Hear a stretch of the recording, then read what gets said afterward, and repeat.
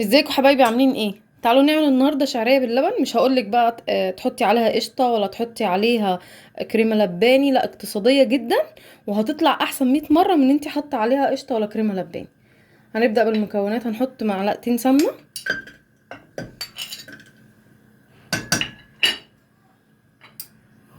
حاجه كده بتدفي في الشتاء، تاكليها من هنا وتتدفي على طول. انا هنزل نص كيس من الشعريه، انتي بقى عايزه تكتري تقللي دي حاجه ترجعلك، عشان احنا بنحب الشعريه كتير، اكلتنا المفضله يعني يعتبر.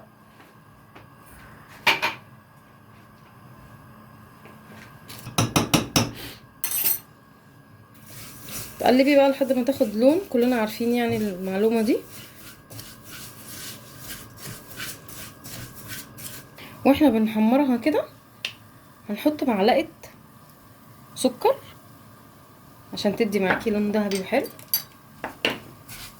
ما تقلقيش منها، مش هتكرمل منك ولا اي حاجه، هي بس هتديكي لون حلو مع الشعريه. كده خدت معانا اللون المطلوب اللي احنا عايزينه.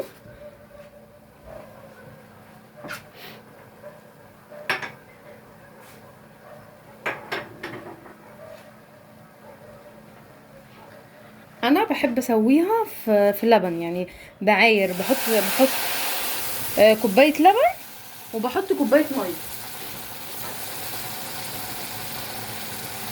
اهو.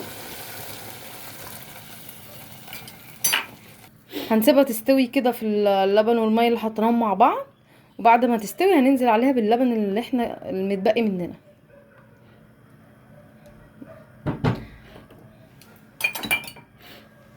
هننزل بقى بكميه السكر اللي انت عايزاها.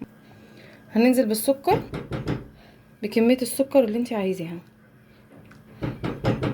انا هكتفي كده بالحبه دول، ولو لقيتها عايزه تاني هزود. واحنا بنخليها تستوي كده هننزل عليها بحبه فانيليا تدي طعم حلو. مش هنحط الكيس كله عشان خاطر ما تبقاش طعم الفانيليا طاغيه قوي. حطينا نص الكيس ونسيبها بقى تستوي. هي كده دخلت في السوا خلاص يا بنات، يعتبر خلاص 3/4 استوت. هننزل بكميه اللبن بتاعتنا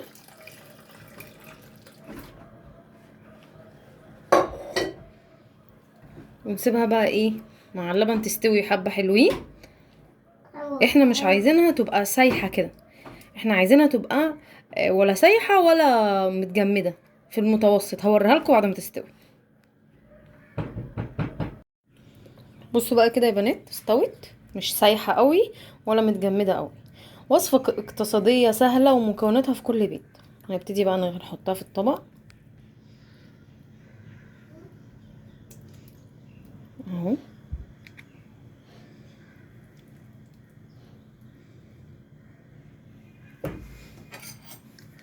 بصوا الحلاوه والشياكه.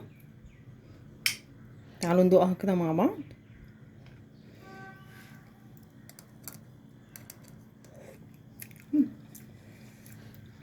تحفه، طعمها تحفه جدا جدا.